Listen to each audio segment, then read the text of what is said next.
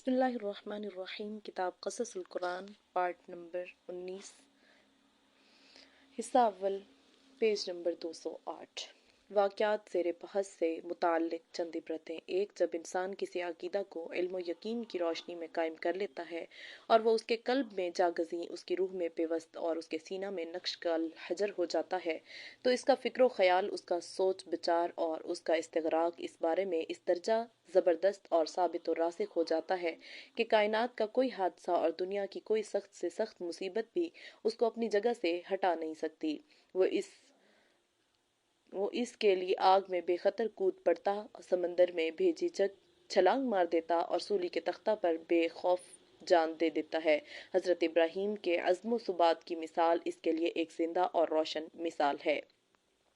دو، حمایت حق کے لیے ایسے دلائل و براہین پیش کرنے چاہیے جو دشمن اور باطل پرست کے تہہ قلب میں اتر جائیں اور وہ زبان سے خواہ اقرار حق نہ کرے، لیکن اس کا ضمیر اور اس کا قلب حق کے اقرار پر مجبور ہو جائے، بلکہ بعض مرتبہ زبان بھی بے اختیار اعلان حق سے باز نہ رہ سکے۔ آیت قرآن وَجَادِلْهُمْ بِالَّتِي هِيَ أَحْسَنُ اسی حقیقت کا اعلان کرتی ہے۔ تین، پیغمبروں اور رسولوں کی راہ یہی ہے، وہ جدل و مخاصمت کی منطقیانہ راہوں پر نہیں چلتے، ان کے دلائل براہین کی بنیاد محسوسات و مشاہدات پر ہوتی ہے یا سادہ وجدانیات و عقلیات پر۔ حضرت ابراہیم کا اصنام پرستی و کواکب پرستی کے متعلق جمہور سے مناظرہ اور مناظرہ نمرود اس کی واضح اور روشن مثال ہے۔ چار، کسی امر حق کو ثابت کرنے کے لیے دلیل میں مخالف کے باطل عقیدہ کو فرضی طور پر تسلیم کر لینا جھوٹ یا اس باطل عقیدہ کا اقرار نہیں ہے، بلکہ اس کو فرض الباطل مال خصم یا معارض کہا جاتا ہے، اور یہ طریقہ استدلال مخالف کو اپنی غلطی کے اعتراف پر مجبور کر دیتا ہے۔ حضرت ابراہیم نے جمہور کے ساتھ مناظرہ میں دلیل کا یہی پہلو اختیار کیا تھا جس نے صنم پرستوں کو مجبور کر دیا کہ وہ اقرار کر لیں کہ بے شک بت کسی حال میں بھی نہ سنتے ہیں اور نہ جواب دے سکتے ہیں۔ پانچ، اگر ایک مسلم کے والدین مشرک ہوں اور کسی طرح شرک سے باز نہ آتے ہوں تو ان کی مشرکانہ زندگی سے بیزار اور علیحدہ رہتے ہوئے بھی ان کے ساتھ دنیاوی معاملات اور آخرت کی پند و نصیحت میں عزت و حرمت کا معاملہ کرنا چاہیے اور سختی اور درستی کو کام میں نہ لانا چاہیے۔ حضرت ابراہیم کا طرز عمل آزر کے ساتھ نبی صلی اللہ علیہ وسلم کا طریق عمل ابو طالب کے ساتھ اس مسئلہ کے لیے قطعی اور یقینی شہادت ہے۔ 6، اگر قلب مومن صحیح عقائد پر اطمینان قلب اور زبان و قلب کے مطابقت کے ساتھ ایمان رکھتا ہے، مگر عنی اور حقیقی مشاہدہ و محسوس کے لیے یا اس کو حق الیقین کے درجے تک حاصل کرنے کے لیے کسی ایمانی یا اعتقادی مسئلہ میں بھی سوال و جستجو کی راہ اختیار کرتا اور طمانینت قلب کا طالب ہوتا ہے تو یہ جستجو ریب و کفر نہیں ہے بلکہ عین ایمان ہے۔ حضرت ابراہیم کے جواب وَلَٰكِن لِيَطْمَئِنَّ قَلْبِي سے اس حقیقت کا انکشاف ہوتا ہے۔ 7، دسترخوان کی وسعت اگر ریا و نمود سے پاک ہو اور فطری تقاضے کے پیش نظر مہمان نوازی میں وسعت قلب اور فراخ حوصلگی پائی جاتی ہو تو اخلاق کریمانہ میں بہت فضیلت شمار ہوتی ہے اور سخائے نفس اور کرم کے نام سے موسوم ہے۔ یہ وصف گرامی حضرت ابراہیم کی حقیقت نفس بن چکا تھا اور فطری تھا۔ مہمان نوازی، دسترخوان کی وسعت، آنے والوں کا احترام ایسے اوصاف تھے جو ابراہیم میں مثل اعلیٰ کی حد تک پہنچے ہوئے تھے۔ بعض کتابوں میں حضرت ابراہیم کی مہمان نوازی کے سلسلہ میں ایک عجیب واقعہ منقول ہے۔ کہتے ہیں کہ ایک مرتبہ حسب دستور حضرت ابراہیم کسی مہمان کے انتظار میں جنگل میں کھڑے تھے، کیونکہ بغیر مہمان کے نہ ان کا دسترخوان بچھتا تھا اور نہ وہ کھانا کھاتے تھے۔ سامنے سے ایک بہت بوڑھا آدمی نظر پڑا جس کی کمر بھی کج ہو گئی تھی اور لکڑی کے سہارے بمشکل چل رہا تھا۔ ابراہیم آگے بڑھے اور مسرت کے ساتھ اس کو سہارا دیتے ہوئے گھر لائے، دسترخوان بچھایا اور کھانا چنا گیا۔ جب سب فارغ ہو گئے تو حضرت ابراہیم نے فرمایا، اس خدائے یکتا کا شکر ادا کر جس نے ہم سب کو یہ نعمتیں عطا فرمائیں۔ بوڑھے نے خشمناک ہو کر کہا، میں نہیں جانتا کہ تیرا خدائے واحد کون ہے، میں تو اپنے معبود بت کا شکر ادا کرتا ہوں جو میرے گھر میں رکھا ہے۔ یہ جواب ابراہیم کو بہت شاق گزرا اور اس کو فوراً گھر سے رخصت کر دیا، لیکن کچھ وقفہ نہ گزرا تھا کہ ابراہیم کے دل پر اپنے اس طرز عمل سے تقدر ہوا۔ انہوں نے سوچا کہ جس خدائے واحد کا شکر میں اس سے کرانا چاہتا تھا اس کی شان تو یہ ہے کہ اس بوڑھے کی اس طویل عمر میں وہ برابر اپنی نعمتوں سے اس کو نوازتا رہا اور اس کی بت پرستی، کفر اور شرک سے ناراض ہو کر ایک وقت بھی اس پر رزق کا دروازہ بند نہیں کیا، پھر تجھ کو کیا حق تھا کہ اگر اس نے تیری بات نہ مانی اور حق کے کلمہ کو قبول نہ کیا تو خفا ہو کر اس کو گھر سے نکال دیا۔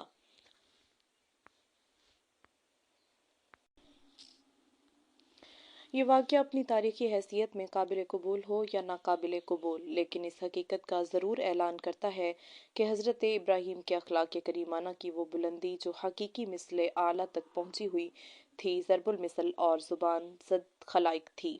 بلا شبہ ان کا یہ فکر، پیغام حق اور دعوت اسلام کے لیے بہترین اسوہ ہے۔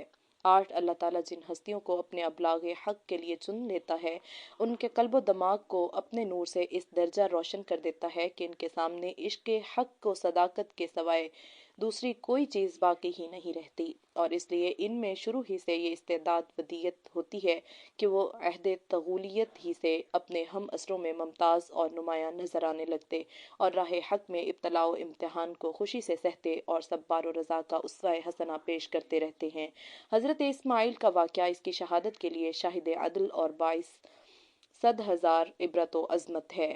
9 حضرت لوط اگرچہ حضرت ابراہیم کے برادر زادہ اور ان کے پیرو تھے، مگر شرف نبوت سے بھی سرفراز ہو چکے تھے اور خدا کے ایلچی بنا دیے گئے تھے، اس لیے سدوم اور عامورہ میں ہمہ قسم کے مصائب اور وطن سے دور دشمنوں کے نرغہ کی تکالیف کے باوجود انہوں نے صبر و استقامت سے کام لیا اور اپنے بزرگ چچا اور خاندان کی مدد کی طلب کی بجائے صرف خدائے عز و جل ہی پر بھروسہ رکھتے ہوئے اس کے احکام کے سامنے رضا و تسلیم کا ثبوت دیا۔ یہ مقام مقربین و انبیاء کا مقام ہے۔ حضرت یعقوب علیہ السلام نسب نامہ۔ قرآن مجید میں ذکر یعقوب، اولاد یعقوب، ولادت یوسف۔ نسب نامہ: حضرت یعقوب حضرت اسحاق کے بیٹے اور حضرت ابراہیم کے پوتے ہیں۔ حضرت ابراہیم کے بھتیجے بتوئیل کے نواسا اور ان کی والدہ کا نام رفقہ یا ربکہ تھا۔ یہ اپنی والدہ کے چہیتے اور پیارے تھے، اور ان کا حقیقی بھائی عیسو والد کا محبوب اور پیارا اور دونوں حقیقی بھائی تھے۔ تورات سے ان دونوں بھائیوں کی باہم ناراضی کا واقعہ گزشتہ سطور میں نقل کیا جا چکا ہے۔ حضرت یعقوب اپنی والدہ کے اشارے پر جب فدان آرام چلے گئے تو ان کے ماموں لابان نے ان سے یہ عہد لیا کہ وہ 10 سال ان کے ہاں رہ کر ان کی بکریاں چرائیں تو وہ اس مدت کو مہر قرار دے کر اپنی لڑکی سے شادی کر دیں گے۔ جب یعقوب نے اس مدت کو پورا کر دیا تو لابان نے اپنی لڑکی بڑی لئیا سے ان کا نکاح کرنا چاہا، مگر حضرت یعقوب نے اپنا رجحان تبا چھوٹی لڑکی راحیل کی جانب ظاہر کیا۔ لابان نے یہ عذر کیا کہ یہاں کے دستور کے مطابق بڑی لڑکی کے نکاح سے قبل چھوٹی لڑکی کا نکاح نہیں ہو سکتا، اس لیے تم اس رشتے کو منظور کرو اور اپنے قیام کو 10 سال اور طویل کرو اور میری خدمت میں رہو تو راحیل بھی تمہارے نکاح میں دے جا سکے گی، کیونکہ اس زمانے میں 2 بہنوں کا ایک نکاح میں جمع ہونا شرعاً ممنوع نہ تھا۔ چنانچہ یعقوب نے اس مدت کو بھی پورا کر دیا اور راحیل سے شادی کر لی۔ ان دونوں کے علاوہ وہ لئیا کی خانہ زاد زلفا اور راحیل کی خانہ زاد بلہا بھی ان کی زوجیت کے رشتہ میں منسلک ہو گئیں اور ان سب سے اولاد بھی ہوئی، اور بنیامین کے علاوہ یعقوب کی تمام اولاد اپنے ماموں کے ہی ہاں پیدا ہوئی، اور جب یعقوب وطن واپس آ گئے تو یہاں بنیامین پیدا ہوئے۔ لابان نے یعقوب کو 20 سال اپنے پاس رکھنے کے بعد بہت سا مال و متاع اور ریوڑ دے کر رخصت کیا اور پھر اپنے دادا کے دارالہجرت فلسطین میں آ کر مقیم ہو گئے۔ یعقوب جس زمانہ میں فدان آرام چلے گئے تھے، اس زمانہ میں عیسو ناراض ہو کر اپنے چچا اسماعیل کے پاس آ بسے تھے اور ان کی بیٹی سے شادی کر کے قریب ہی آباد ہو گئے تھے۔ یہ تاریخ میں ادوم کے نام سے مشہور رہیں۔ اس عرصہ میں دونوں بھائیوں کے درمیان جو چپلقش تھی وہ بھی دور ہو گئی اور دونوں کے درمیان محبت کا رشتہ پھر استوار ہو گیا اور دونوں نے ایک دوسرے کو تحائف بھیجنے کا سلسلہ بھی جاری رکھا۔ یہ تمام واقعات تورات کی کہانی اور داستان ہے۔ قرآن عزیز ان تفصیلات کے حق میں قطعاً خاموش ہے اور صرف حضرت یعقوب کے جلیل القدر نبی، صاحب صبر و عظیمت اور یوسف کے برگزیدہ باپ ہونے کا ذکر کرتا ہے۔ اسی ضمن میں نام لیے بغیر یوسف کے دوسرے بھائیوں کا بھی ذکر آ جاتا ہے۔ ذکر یعقوب قرآن مجید میں۔ قرآن عزیز میں حضرت یعقوب کا نام 10 جگہ آتا ہے، اور اگرچہ سورہ یوسف میں جگہ جگہ ضمائر اور اوصاف کے لحاظ سے بعض دوسری صورتوں مثلاً مومنون میں اوصاف کے اعتبار سے ان کا تذکرہ موجود ہے، مگر نام کے ساتھ صرف 2 ہی جگہ ان کا ذکر کیا گیا ہے۔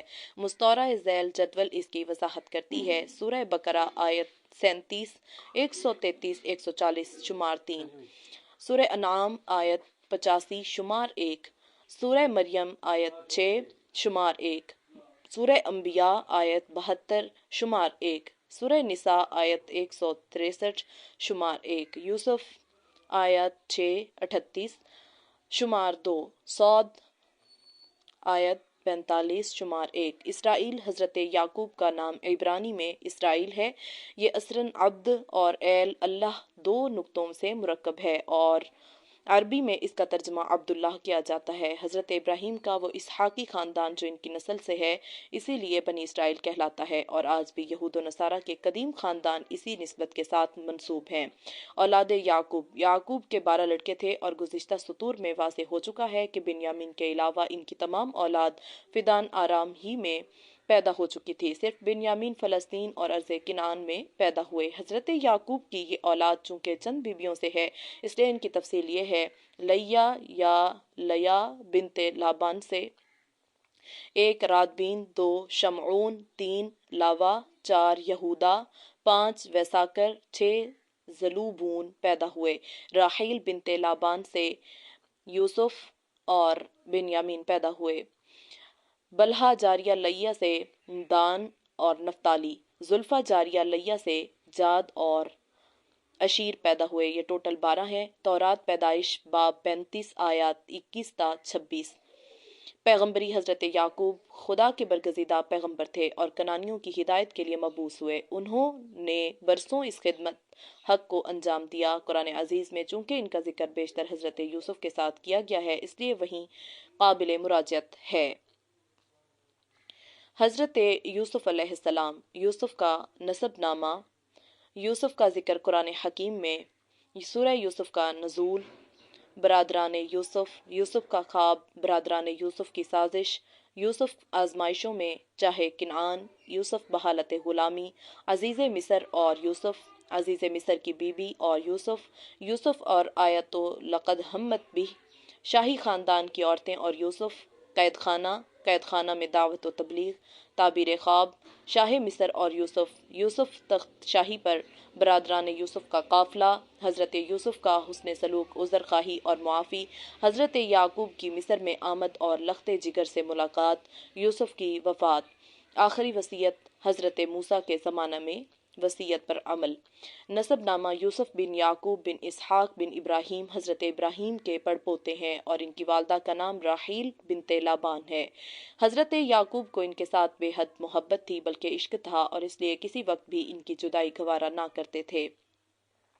یہ بھی اپنے والد، دادا اور پردادا کی طرح سن رشد کو پہنچ کر خدائے برتر کے جلیل القدر پیغمبر بنے اور ملت ابراہیمی کی دعوت و تبلیغ کی خدمت سر انجام دی۔ یہی وجہ ہے کہ ابتدائے زندگی ہی سے ان کی دماغی اور فطری استعداد دوسرے بھائیوں کے مقابلے میں بالکل جدا اور نمایاں تھی۔ یعقوب کے عشق و محبت کا یک سبب یہ بھی تھا کہ وہ یوسف کی پیشانی کا چمکتا ہوا نور نبوت پہچانتے اور وحی الہی کے ذریعے اس کی اطلاع پا چکے تھے۔ قرآن عزیز میں حضرت یوسف کا ذکر، حضرت یوسف کا نام قرآن عزیز نے 26 مرتبہ ذکر کیا ہے جن میں سے 24 جگہ صرف سورہ یوسف میں اور 1 جگہ سورہ انعام میں اور 1 جگہ سورہ غافر میں ذکر کیا ہے، اور ان کو یہ فخر بھی حاصل ہے کہ پردادا ابراہیم کی طرح ان کے نام پر بھی قرآن عزیز کی ایک سورت سورہ یوسف نازل ہوئی ہے جو حضرت یوسف کے واقعات سے متعلق عبرت و موعظت کا بے نظیر ذخیرہ ہے۔ سورہ انعام آیت 84 شمار 1، یوسف آیت 4، 7، 10، 11، 17، 21، 29، 46، 51، 56، 61، 66، 72، 73، 74، 75، 87، 99، 94، 99۔ شمار 24، غافر آیت 34 شمار 1/26۔ سورہ یوسف، قرآن عزیز نے یوسف کے واقعہ کو احسن قصص کہا ہے اس لیے کہ اس ایک واقعہ میں جس قدر عبرتیں، حکمتیں اور مواعظ و نصائح ودیت ہیں دوسرے کسی واقعہ میں یکجا میسر نہیں ہے۔ در حقیقت یہ واقعہ اپنی نوعیت کے اعتبار سے عجیب، دلکش اور زمانہ کے عروج و زوال کے زندہ یادگار ہے۔ یہ ایک فرد کے ذریعے قوموں کے بننے اور بگڑنے، گرنے اور ابھرنے کی ایسی بولتی ہوئی تصویر ہے جو کسی تشریح و توضیح کی محتاج نہیں رہتی۔ یہ بدوی اور خانہ بدوش قبیلہ کے ایک ایسے فرد یگانہ اور انمول موتی کی حیرت زا تاریخ ہے جس کو خدا تعالیٰ کی قدرت کامہ کے اعجاز نے اس زمانہ کی بڑی سے بڑی متمدن قوم کی رہنمائی اور ان پر حاکمانہ اقتدار کے لیے چن لیا تھا اور شرف نبوت سے نوازا تھا۔ قرآن عزیز تورات کی طرح داستان گوئی یا محض اشخاص و اقوام کی تاریخی حالات کا مرقع نہیں ہے، بلکہ وہ جن واقعات تاریخی کو بیان کرتا ہے اس کے سامنے صرف ایک ہی مقصد ہوتا ہے اور وہ عبرت و موعظت و تذکیر و پند کا مقصد وحید ہے۔ بس جبکہ یوسف کے واقعہ میں بے نظیر عبرتیں اور بصیرتیں پنہاں تھیں، مثلاً رشد و ہدایت کی اہمیت، ابتلا اور آزمائشوں پر صبر و استقامت، رضا و تسلیم کے مظاہرے، افراد و اقوام کے عروج و اقبال کے وقائع، خدائے تعالیٰ کے عدل و رحم کی کرشمہ سازیاں، انسانی اور بشرا لغزشیں اور ان کے انجام و مال و عصمت اور ضبط نفس کی عجوبہ کاریاں، تو بلا شبہ وہ احسن قصص ہے اور کتاب ماضی کا وہ حسین ورق جو اپنی شان زیبائی میں یکتا اور فرد کہلانے کا مستحق ہے۔ الف لام را تلک آیات الکتاب المبین انا انزلناہ قرآنا عربیا لعلکم تعقلون نحن نقص عليك أحسن القصص بما أوحينا إليك هذا القرآن وإن كنت من قبله لمن الغافلين۔ سورہ یوسف۔ اگر الف لام را یہ روشن کتاب کی آیتیں ہیں، ہم نے اس قرآن کو عربی میں نازل کیا ہے تاکہ تم سمجھ سکو اے پیغمبر، ہم اس قرآن کے ذریعے سے جو ہم نے تمہاری طرف بھیجا ہے ایک نہایت اچھا قصہ واقعہ سناتے ہیں اور تم اس سے پہلے بے خبر تھے۔ سورہ یوسف کے شان نزول کے بارے میں حدیثی روایات اور مفسرین کے اقوال کا حاصل یہ ہے کہ کفار مکہ نے ایک مرتبہ نبی صلی اللہ علیہ وسلم کے متعلق یہود سے گفتگو کی اور اپنی درماندگی اور پریشانی کا اظہار کیا۔ اس پر یہود نے ان سے کہا کہ اس مدعی نبوت کو زج کرنے اور جھوٹا بنانے کے لیے تم ان سے یہ سوال کرو کہ یعقوب کی اولاد شام سے مصر کیوں منتقل ہوئی اور یوسف سے متعلق جو واقعات ہیں ان کی تفصیل کیا ہے، اگر یہ نبی نہیں ہے تو ہرگز نہ بتا سکے گا۔ کفار مکہ نے یہود کی ہدایت کے مطابق ذات اقدس سے یہ دونوں سوال کیے اور آپ نے وحی الہی کے ذریعے وہ سب کچھ ان کو سنا دیا جو سورہ یوسف میں موجود ہے۔ یوسف کا خواب اور برادران یوسف۔ ان واقعات کا حاصل یہ ہے کہ جبکہ حضرت یعقوب اپنی تمام اولاد میں حضرت یوسف سے بے حد محبت رکھتے تھے، تو حضرت یعقوب کا حضرت یوسف کے ساتھ والہانہ عشق و محبت برادران یوسف کے لیے بے حد شاق اور ناقابل برداشت تھا۔ وہ ہر وقت اس فکر میں لگے رہتے تھے کہ یا حضرت یعقوب کے قلب سے اس محبت کو نکال ڈالیں یا پھر یوسف ہی کو اپنے راستے سے ہٹا دیں تاکہ قصہ پاک ہو جائے۔ ان بھائیوں کے حاسدانہ تخیل پر مزید تازیانہ یہ ہوا کہ یوسف نے ایک خواب دیکھا کہ 11 ستارے اور شمس و قمر ان کے سامنے سجدہ ریز ہیں۔ حضرت یعقوب نے چہیتے بیٹے کا جب یہ خواب سنا تو سختی کے ساتھ ان کو منع کر دیا کہ اپنا یہ خواب کسی کے سامنے نہ دہرائیں، ایسا نہ ہو کہ اس کو سن کر تیرے بھائی برے پیش آئیں، کیونکہ شیطان انسان کے پیچھے لگا ہے اور تیرا خواب اپنی تعبیر میں بہت صاف اور واضح ہے۔ اذ قال یوسف لأبیہ یا ابت انی رأیت 11 کوکبا والشمس والقمر رأیتهم لی ساجدین قال یا بنی لا تقصص رؤیاک علی اخوتک فیکیدوا لک کیدا ان الشیطان للانسان عدو مبین وکذلک یجتبیک ربک ویعلمک من تأویل الاحادیث ویتم نعمته علیک وعلی آل یعقوب کما اتمها علی ابویک من قبل ابراہیم و اسحاق ان ربک علیم حکیم۔ جب یوسف نے اپنے باپ سے کہا، اے باپ، میں نے خواب میں 11 ستاروں اور سورج اور چاند کو دیکھا ہے، دیکھتا کیا ہوں کہ وہ مجھے سجدہ کر رہے ہیں۔ انہوں نے کہا، اے میرے بیٹے، تو اپنے اس خواب کو اپنے بھائیوں کو نہ سنانا، کہیں ایسا نہ ہو کہ وہ تیرے ساتھ کوئی چال چل جائیں۔ بلا شبہ شیطان انسان کے لیے کھلا دشمن ہے اور اس طرح تیرا پروردگار تجھ کو برگزیدہ کرے گا اور سکھائے گا تاویل احادیث اور اپنی نعمت کو تجھ پر اور اولاد یعقوب پر تمام کرے گا، جس طرح کہ اس نعمت نبوت کو پورا کیا تیرے اجداد پر پہلے سے، یعنی ابراہیم و اسحاق پر۔ بے شک تیرا پروردگار جاننے والا، حکمت والا ہے۔ اس مقام پر تورات اور قرآن عزیز کے بیانات میں تفاوت و اختلاف پایا جاتا ہے۔ ایک قرآن عزیز بیان کرتا ہے کہ یوسف نے جب اپنا خواب حضرت یعقوب کو سنایا تو دوسرے بھائی وہاں موجود نہ تھے، اور تورات کہتی ہے کہ یہ معاملہ بھائیوں کی موجودگی میں پیش آیا۔ دو قرآن عزیز سناتا ہے کہ حضرت یعقوب اس خواب سے بحق یوسف بے حد مسرور ہوئے اور ان کو نبوت و علوم الہیہ کی بشارت سنائی، مگر تورات کہتی ہے کہ یعقوب خواب سن کر بہت خفا ہوئے، فرمانے لگے کہ شاید اس سے تیرا یہ منشا ہے ہے کہ میں تیری والدہ اور تیرے سب بھائی تیرے سامنے سجدہ ریز ہوں گے۔ واقعات کی اس ترتیب کے اعتبار سے جو آگے چل کر قرآن عزیز اور تورات میں مشترک ہے، یہ صاف معلوم ہوتا ہے کہ قرآن عزیز ہی کا بیان صحیح اور درست ہے۔ نیز تقاضائے فطرت اسی کا داعی ہے کہ یوسف اپنے اس خواب کو بھائیوں سے الگ ہو کر بیان کریں اور یعقوب بیٹے کے اس خواب کو سن کر مسرور ہوں کہ ہر ایک باپ اپنی اولاد کی ترقی، درجات اور بلندی مناصب کا خواہش مند ہوتا ہے، خصوصاً جبکہ یعقوب نبی ہونے کی وجہ سے خواب کی تعبیر میں یوسف کے لیے جو بلندی دیکھ رہے تھے وہ موجب 100,000 مسرت تھی، نہ کہ باعث رنج و الم۔ آخرکار حسد کی بھڑکتی ہوئی آگ نے ایک روز برادران یوسف کو یوسف کے خلاف سازش کرنے پر مجبور کر ہی دیا۔ اذ قالوا لیوسف واخوہ احب الی ابینا منا ونحن عصبة ان ابانا لفی ضلال مبین اقتلوا یوسف او اطرحوه ارضا یخل لکم وجہ ابیکم وتکونوا من بعده قوما صالحین قال قائل منهم لا تقتلوا يوسف وألقوه في غيابة الجب يلتقطه بعض السيارة إن كنتم فاعلين۔ سورہ یوسف رکوع نمبر 2۔ جبکہ وہ کہنے لگے البتہ یوسف اور اس کا بھائی بنیامین ہمارے باپ کو زیادہ پیارا ہے اور ہم ان سے یا وہ قوت والے ہیں، بلا شبہ ہمارا باپ سری خطا پر ہے، یوسف کو مار ڈالو یا کسی ملک میں پھینک دو تاکہ تمہارے باپ کی توجہ تمہاری طرف سے مٹ آئے۔ اور ہو رہنا بعد میں نیک قوم ان میں سے ایک نے کہا یوسف کو قتل نہ کرو اور اس کو گمنام کنویں میں ڈال دو کہ اٹھا لے جائے اس کو کوئی مسافر اگر تم کو کرنا ہی ہے۔ اس مشورہ کے بعد سب جمع ہو کر حضرت یعقوب کی خدمت میں حاضر ہوئے اور کہنے لگے کہ آپ یوسف کو ہمارے ساتھ سیر کرنے کے لیے کس لیے نہیں بھیجتے؟ کیا آپ کو ہم پر اعتماد نہیں؟ ہم سے زیادہ اس کا محافظ دوسرا کون ہو سکتا ہے؟ مَا لَكَ لَا تَأْمَنَّا عَلَى يُوسُفَ وَإِنَّا لَهُ لَنَاصِحُونَ ارسلہ معنا غدا یرتع ویلعب وإنا لہ لحافظون۔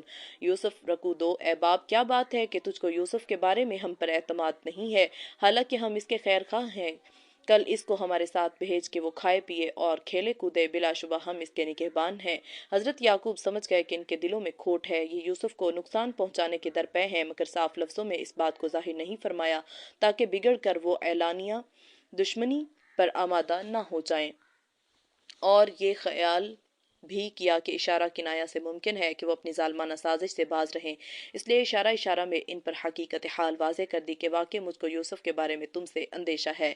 قال انی لیحزننی ان تذهبوا به واخاف ان یأکلہ الذئب وانتم عنہ غافلون۔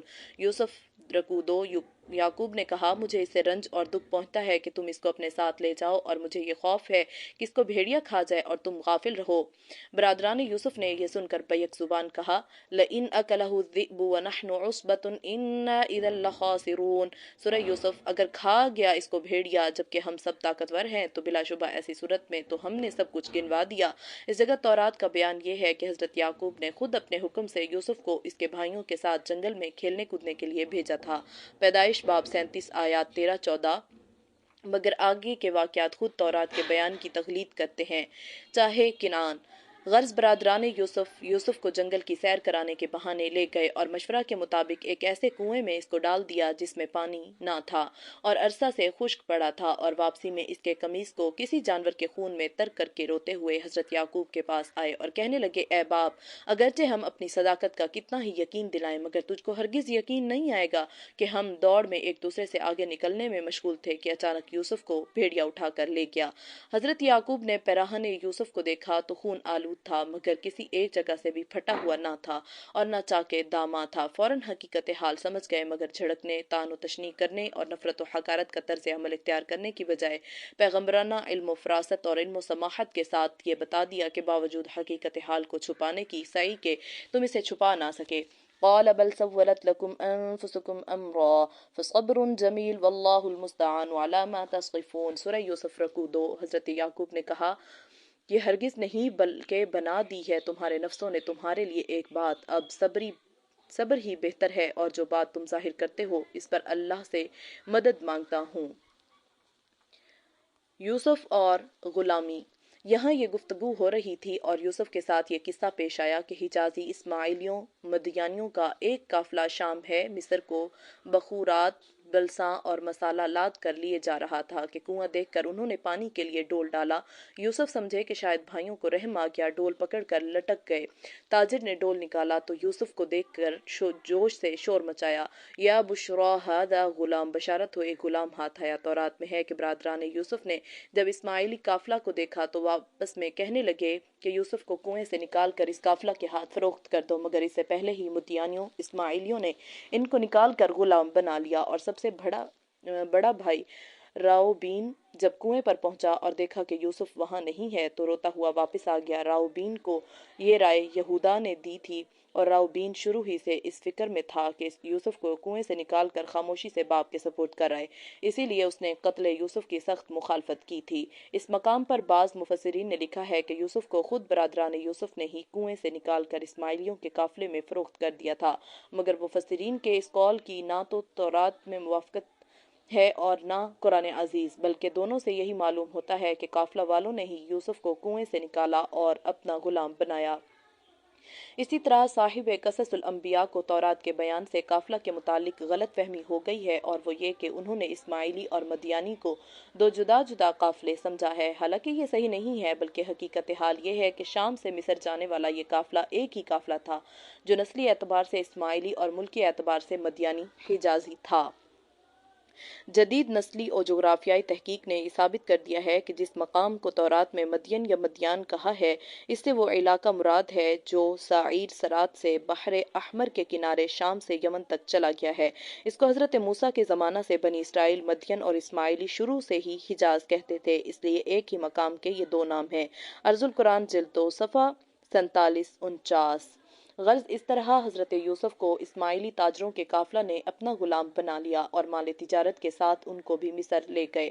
حضرت یوسف کی زندگی کا یہ پہلو اپنے اندر کیسی عظمتیں پنہاں رکھتا ہے، اس کا اندازہ وہی کر سکتا ہے جو چشم بصیرت رکھتا ہو۔ چھوٹی سی عمر ہے، والدہ کا انتقال ہو چکا ہے، باپ کی آغوش محبت تھی، وہ بھی چھوٹی، وطن چھوٹا، بھائیوں نے بے وفائی کی، آزادی کی جگہ غلامی نصیب ہوئی، مگر ان تمام باتوں کے باوجود نہ شور و شیون ہے، نہ واویلا، نہ جزا و فضا ہے اور نہ الحاح و زاری۔ قسمت پر شاکر، مصائب پر صابر اور خدا کے فیصلے پر راضی برضا سر نیاز خم کے مصر کے بازار میں فروخت ہونے جا رہے ہیں۔ سچ ہے نزدیکاں راہ بیش بود حیرانی۔ یوسف مصر میں تقریباً 2000 سال قبل مسیح مصر تمدن و تہذیب کا گہوارہ سمجھا جاتا تھا۔ یہاں کے حکمراں عمالقہ ہیکسوس تھے، جبکہ حضرت یوسف کنعان سے ایک بدوی غلام کی حیثیت میں مصر میں داخل ہوئے۔ مصر کا دارالسلطنت اس زمانہ میں رامسیس تھا۔ یہ غالباً اس مقام پر واقع تھا جہاں آج صان کی بستی آباد ہے۔ جغرافی حیثیت سے اس کا جائے وقوع مشرق کے جانب دریائے نیل کے قریب بتایا جاتا ہے۔ مصری افواج کا افسر شاہی خاندان کا ایک رئیس پوتیفار تھا۔ یہ سیر کے لیے مصر کے بازار سے گزر رہا تھا کہ یوسف پر نظر پڑی اور اس نے معمولی قیمت دے کر ان کو خرید لیا۔ ابھی ذکر ہو چکا ہے کہ اس زمانہ میں مصری خود کو دنیا کی بہترین تہذیب، مہذب اور متمدن قوم سمجھتے تھے، اور بدوی اور صحرائی قبائل کو نہایت ذلت و حقارت سے دیکھتے اور اپنے شہروں میں ان کے ساتھ اچھوت کی طرح معاملہ کرتے تھے۔ انہی قبائل میں سے ایک قبیلہ نسل ابراہیمی کی یادگار کنعان میں آباد تھا۔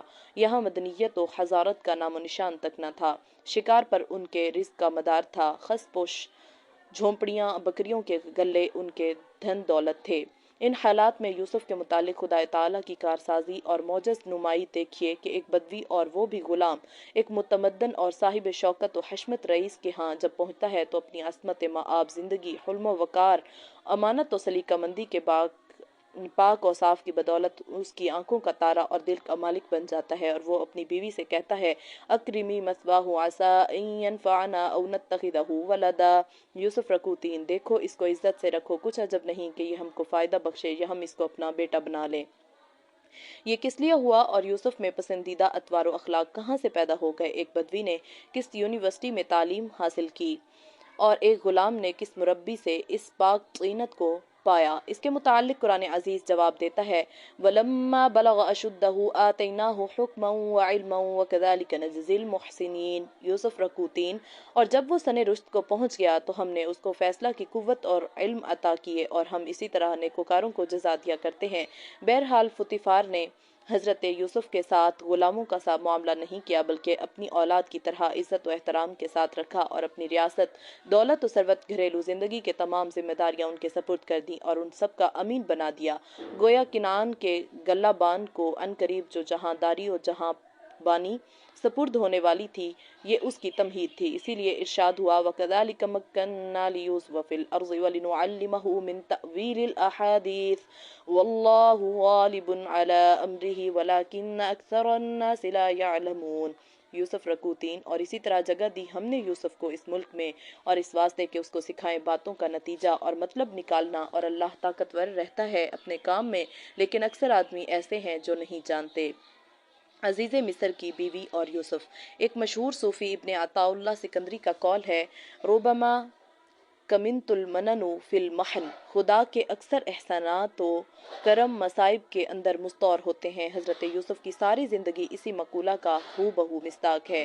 بچپن کی پہلی مصیبت یا آزمائش نے کنعان کی بدوی زندگی سے نکال کر تہذیب و تمدن کے گہوارہ مصر کے ایک بہت بڑے گھرانے کا مالک بنا دیا۔ غلامی میں آقائی اسی کو کہتے ہیں۔ اب وقت کی دوسری اور کٹھن آزمائش شروع ہوئی، وہ یہ کہ حضرت یوسف کا جوانی کا عالم تھا، حسن و خوب روی کا کوئی پہلو ایسا نہ تھا جو ان کے اندر موجود نہ ہو، جمال و رعنائی کا پیکر مجسم رخ روشن، شمس و قمر کی طرح منور، عصمت و حیا کی فراوانی، سونے پر سہاگا اور پھر ہر وقت کا ساتھ۔ عزیز مصر کی بیوی دل پر قابو نہ پا سکی اور یوسف پر پروانہ وار نثار ہونے لگی، مگر ابراہیم کا پوتا، اسحاق و یعقوب کا نور دیدہ، خانوادہ نبوت کا چشم و چراغ اور منصب نبوت کے لیے منتخب، بھلا اس سے یہ کس طرح ممکن تھا کہ ناپاکی اور فحش میں مبتلا ہو اور عزیز کی بیوی کے ناپاک عزائم کو پورا کرے۔